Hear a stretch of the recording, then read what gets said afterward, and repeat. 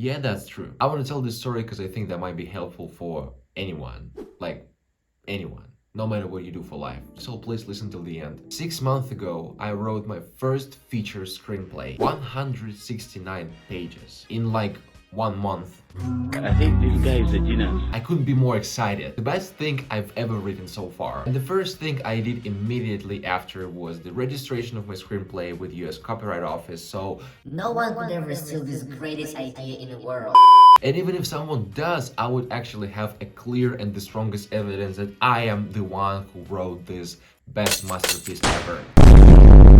Bruh. So since it turned out to be so genius, I realized that I couldn't not make a film out of the script. I mean, that was the reason why I was writing it in the first place. My fucking hero.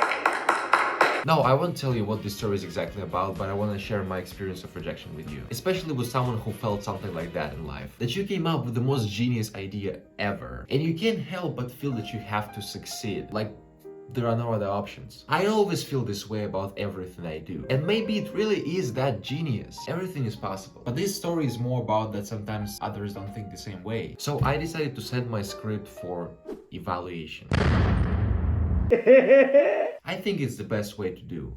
Getting feedback from a professional of the industry first, before actually applying for film festivals and screenwriting contests.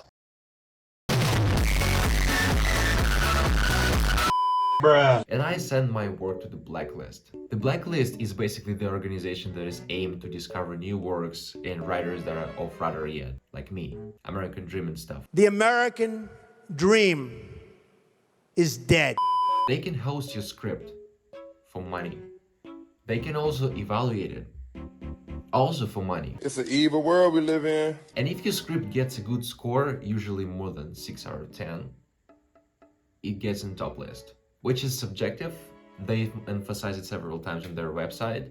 It's just a rating of likelihood that the evaluator would recommend this work to someone else from the industry. In addition, they do many other cool things like programs, workshops, or annual survey of top 100 best, most liked yet unproduced scripts. Honestly, I don't know if they just suck money out of you or they genuinely intend to discover new voices, but I decided to send my work to them, to let them discover my work and realize what a genius 19-year-old prodigy I actually am. After a few days I got my evaluation and it was 3 out of 10.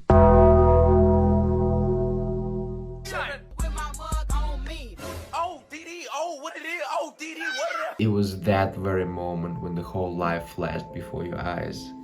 And you realize that the human obsession with the purpose is merely distraction from the absurdity of the existence. And you reach your phone to say goodbye to your mom and your dad, and to say to all your family members that you love them right before you. Okay, we got it. It's tough. And that's exactly what I felt. I've been rejected from the industry like a lot of times. But this time I came up with the best idea I've ever had. And I thought they just can't say no. They just can't.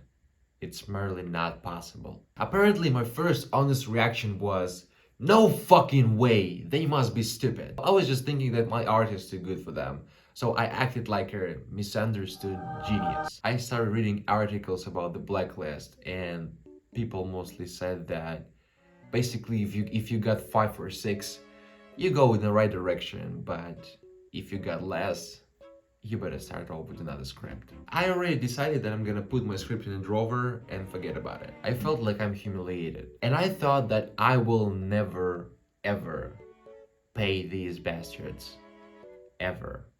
Again. And I switched to another project. But during that day, I was always thinking about what I did wrong, and I was asking myself a question: is my story really that terrible?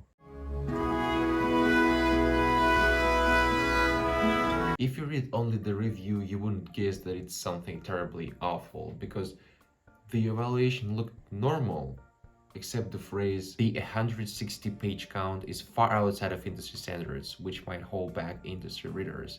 And yes, it was an answer. The industry standards for page count in feature scripts are usually between 90 and 130 pages. Of course, there are scripts that are longer, like for example The Godfather 2, which is about 190 pages. Filmmakers like Christopher Nolan, Quentin Tarantino, or Aaron Sorkin can write longer stories because they've already built their names. But since I'm the first time writer 169 pages is an immediate red flag, and it would be extremely difficult to attract professionals by this work. At first, I refused to rewrite, feeling that it will damage my work and I'll lose what I initially wanted it to be. Plus, I wanted this story to be long. It was intentional, to not lose anything important. In short, my ego was protesting. But no matter what I thought or felt, the next morning, I woke up, I sat down, and I started trimming my script. It took me less than 24 hours to get back to work after the rejection. And I realized what's crucial for success: the ability to recover after a failure as quickly as possible. If you came back to work after 1 day, it means you are ahead of someone who does that after 2 days or 2 weeks. So I decided to cut all the scenes that wouldn't affect the story. I figured if someone would be interested in producing it, I could later negotiate about bringing back some scenes that I feel are important for the film. I am the one, the way your son don't need a gun to get. So the solution can always be found, but at that time the most important thing was to reduce the page count so I wouldn't scare anyone even before reading. And after a few weeks my script was 130 pages. I thought, excellent, now it should work. And I paid $100 again. And after a few days I got 3 out of 10 again. The premise was already a 7, by the way, so I felt some progress. But the overall was 3 again. Not even 4, 3. Can you imagine how I felt? I was like, seriously, fuck you, what now? I understand that another person was reading this script and they didn't know about the previous evaluations and that the script actually is better than 3 now. Maybe, but... Come on, man. I mean,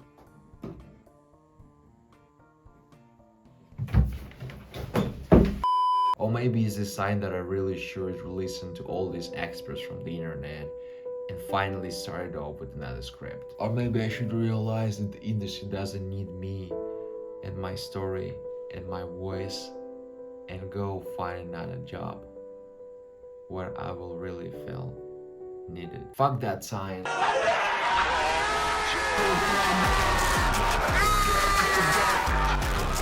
I'm sure most people would already find it pointless, but first, I have a big ego that don't tolerate failures. And second, I really feel that there is something in this story that I have to make this film no matter what. Because you know, your story is like a child, and abandoning your child is like, no, it's not actually, so you can quit, it's fine. I'll have less competitors. So I really wanted to find out why I have low evaluation again. Actually, the review was definitely better than the previous one. Instead of vague, the structure feels messy. There was already a very important remark. A good amount of script can be trimmed purely by polishing the description, which tends to be overwritten, purely prosaic, and too reliant on naked allusions to other films. More dynamic and fluid writing that focuses on exactly what the audience sees on screen will help the story flow better and keep the pacing taut. Again, it was not the story, not the idea, it was the structure and the execution. And the reader also wrote that my work should offer a uniquely inciting opportunity for the right ambitious producer, which means that they already took my work seriously and imagined its place in the industry. Before editing again, I downloaded a few scripts from the website's top list and I read them. I realized that their stories were no better than mine. It was just clearer and simpler. To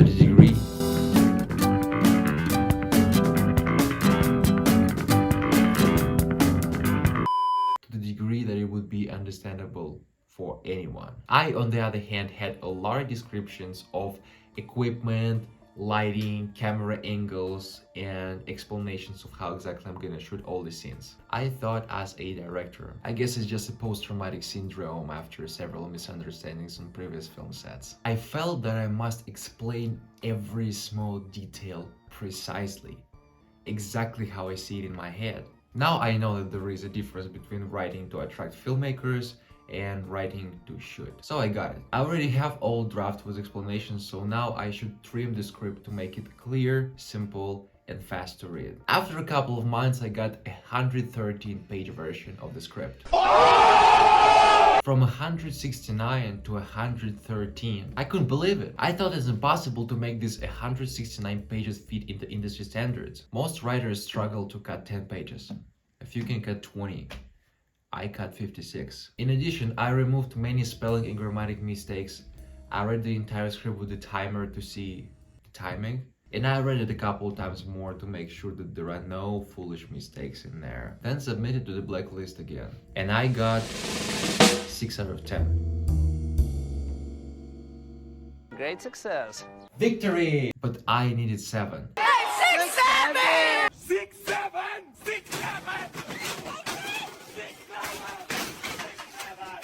And 6, 7.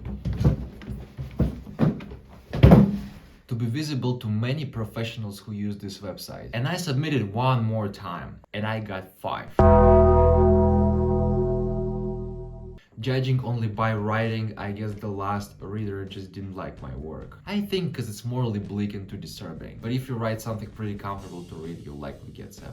At that point, I stopped giving them my money because I've noticed that there was no longer any objective criticism like the structure, grammar, but there was just their subjective opinion on how to change the story. But the last reader forgot one thing. I can evaluate readers as well.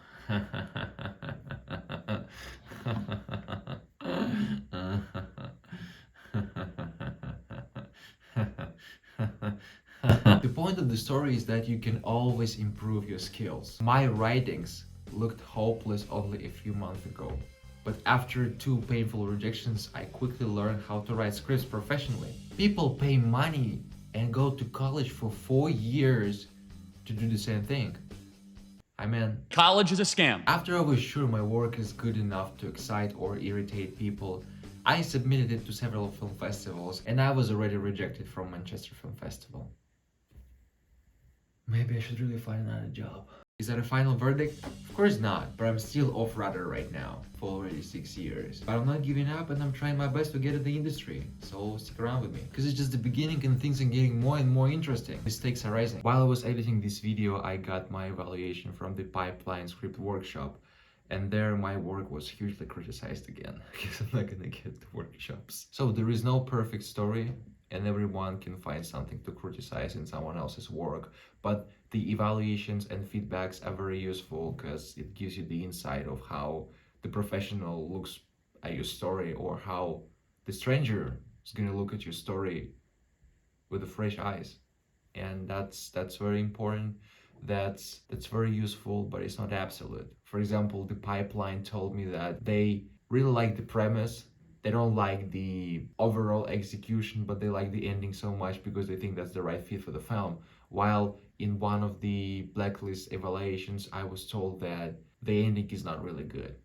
So evaluations might contradict each other. They can vary from one to another, and it's very subjective. So at the end of the day, only you decide how your story is going to look like. I hope I convinced you to always listen to yourself first and never give up no matter how miserable the path to the dream looks. And if you like it, please subscribe to my channel. And you'll have a unique opportunity to tell everyone that you knew the legend before he became a legend. My name is Arseniy, and I'm trying to make my way into Hollywood. All the best to you. Peace.